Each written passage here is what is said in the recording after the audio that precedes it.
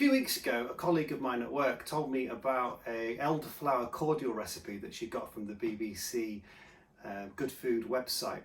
So me and my son have been hunting for elderflowers all over the village, and as you can see here, we've made quite a lot and consumed actually quite a lot of elderflower juice over the last few weeks.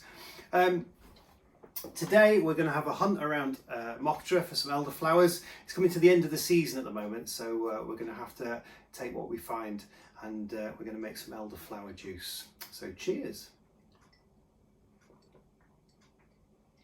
Okay, we're off to go and get some elderflowers for our elderflower cordial. I'm armed with a carrier bag and a pair of scissors. So we'll go on a bit of an elderflower hunt. I think there's some around the junior school, so we'll go there first. Okay.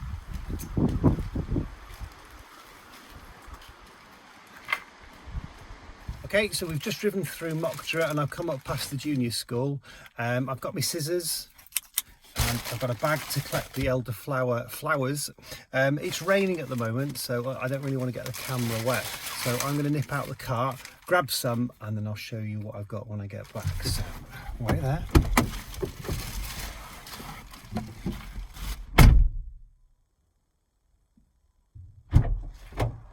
Oh, right, I'm back. Unfortunately, there's not that many around, and some of them that we have seen are a bit inaccessible. Passes the camera, and I'll just show you. So over there, I don't know if you can see, but there's the elderflowers, the little white ones in the tree. Unfortunately, I can't get to them, and they're actually right around the corner.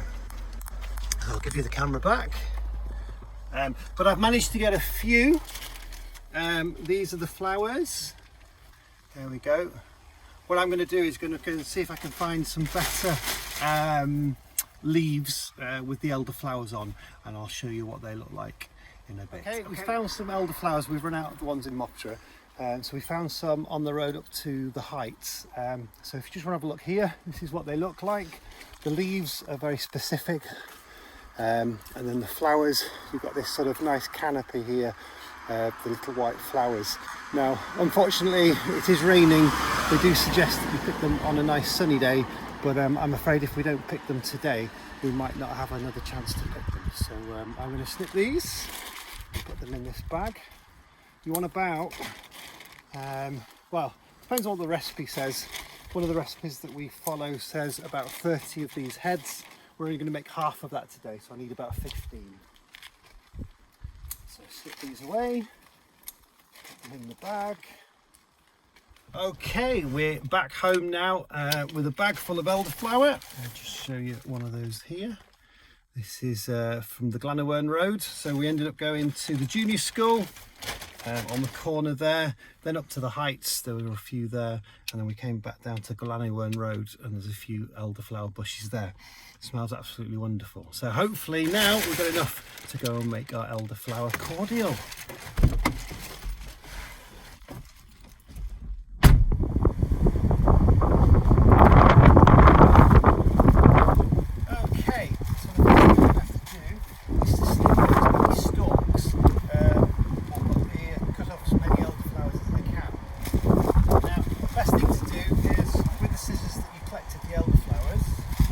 A little bit windy because normally I'd have some parchment paper or kitchen towel. I can actually lay them on the kitchen towel, but I'm going to put them straight into the colander. So we're looking to fill about a colander with the elderflowers. We can discard the stalks, throw them away, and then we will as many of the elderflowers that we need. It's a little bit windy, so we're going to carry on. Okay, we're in the safety of our kitchen. It's not very blustery in here, it's very blustery outside, but it's nice and calm in our kitchen. For the recipe, we're following a BBC Good Food recipe. It says that you need 3 lemons, 2 oranges, but we've got quite a large orange here, and I'm going to try and reduce we haven't got as many elderflowers as we need for the full recipe. So I've got about 20 stalks or 20 heads of elderflower. The recipe suggests 30, so I'm going to reduce the recipe by 2/3. So I'm going to take 1 orange and I'm going to cut it. I'm going to keep all of this.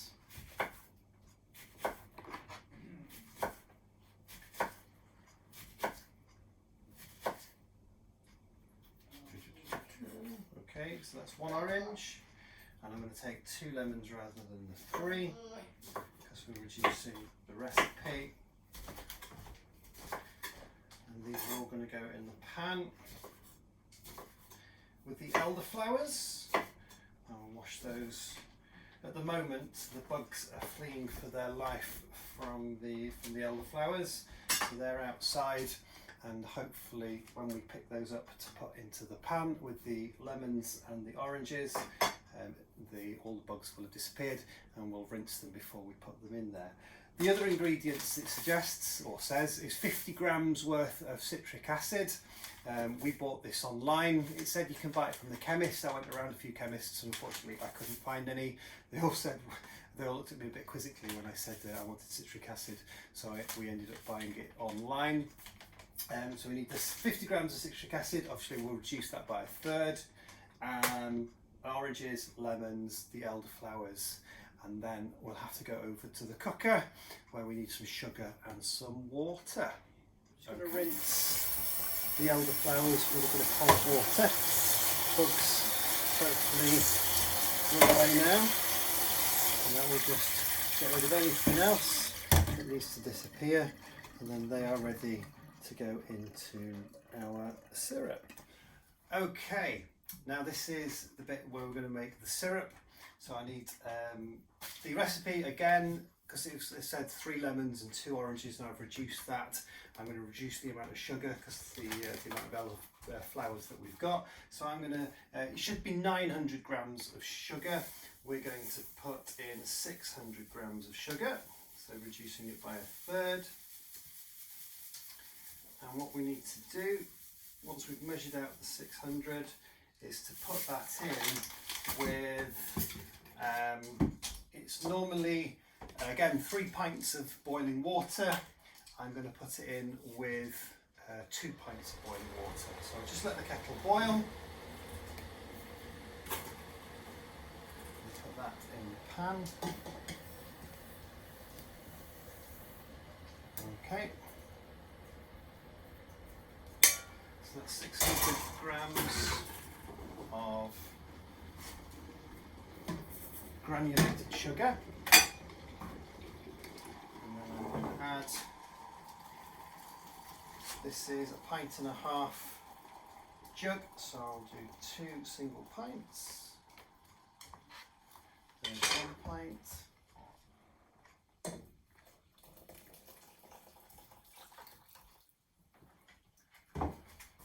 On. Let's get it simmering, and I shall put in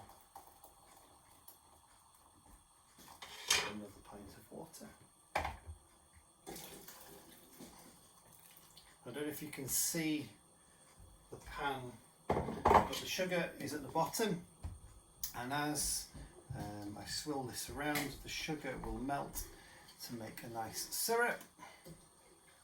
One of the recipes from the BBC Good Food wanted 2.5 kilograms of sugar for the same amount of water, which was just, I think we went and looked for another recipe, and this is the recipe we found. I'll make sure there's a link to it on the Facebook page. So just to go over the ingredients again, the recipe wanted 3 pints of water, 900 grams of sugar, 3 lemons, 2 oranges, and then what they said was 30 heads of elderflower. We've got sort of probably about 20 heads of elderflower, so I've reduced the sugar to 600 grams, 2 pints of water, a couple of lemons and an orange. So I don't know if you can see that, but the water is nice and clear now. All of the sugar has dissolved into the water. So I'm going to take it off the heat. And into the water I'm going to add all of my elderflowers that I've washed earlier. So there's all of the elderflowers.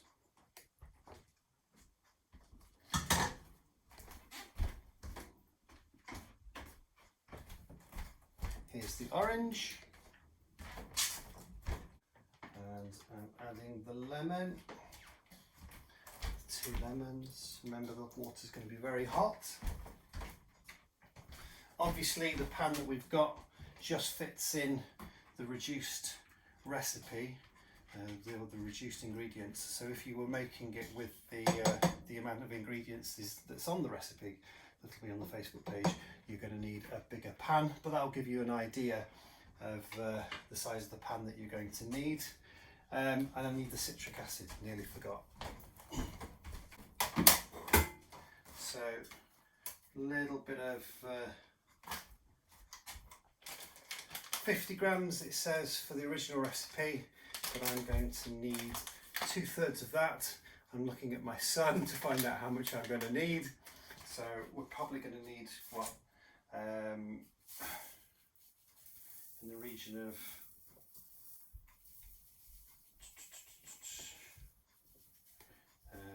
50, half of 50 is 25, so let's go for 30, 33, oh, there we go, a bit too much. 2/3 of 50 grams. I'm going to add that to the mixture. I'm going to give that a stir. Now, the heat is off, so it's not boiling, but it's nice and warm, nice and hot. And hopefully all of the lemon, the orange, the citric acid, the elderflowers, they will all infuse to make an absolutely wonderful cordial. And then tomorrow, 24 hours later, so we're going to leave it for 24 hours with the lid on, and it's going to stew away there, no heat, and it'll infuse with all of those flavours. And then tomorrow, 24 hours later, we will strain it, and hopefully we will have our nice elderflower cordial. Okay, so the elderflower has been in the pan for 24 hours. If you want to have a quick look at what's in there, the orange, lemon, the elderflower and the water. And so what I'm going to do now is I'm going to strain that into there. What you're going to need for this is a tea towel. Now I washed this in the washing machine earlier, but I didn't put any detergent in it. I just put it on like a water wash, and then that's nice and dry. So I'm going to line a bowl with a tea towel, and then you're also going to need a funnel, and I've got a couple of empty bottles here that I'm going to fill with the juice, and I've got a glass and some tonic water to have a try of it once it's done. So what I'll do is I will pour the elderflower cordial into the tea towel and the contents like that, and then if I grab the corners of the tea towel and lift it out, you can see there's the cordial. It smells absolutely lovely. Bit of a squeeze.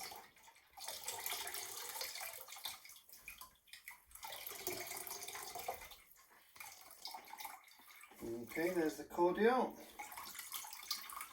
Looks so clear. I'll plonk that in there, and I can sort that out later. And wash my hands. And then I'll get the empty bottles. So to sterilise these, I used a little bit of Milton and just followed the instructions for sterilising bottles like you would for the baby's bottles. And now I will pour the juice into these bottles.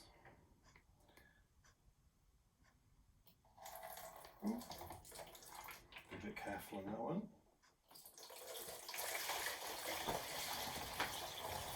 Difficult to do one-handed without any help.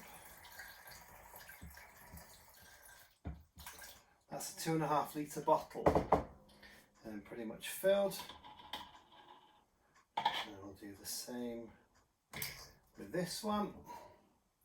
Be a bit more careful in the pouring, I think.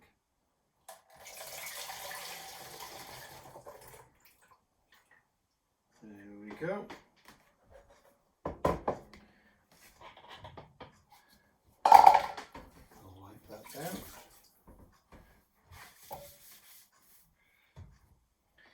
And then, right, well, the test is definitely going to be in the tasting. So, a bit of cordial, some fizzy tonic water, and there we have fresh homemade elderflower cordial. Cheers! Lovely.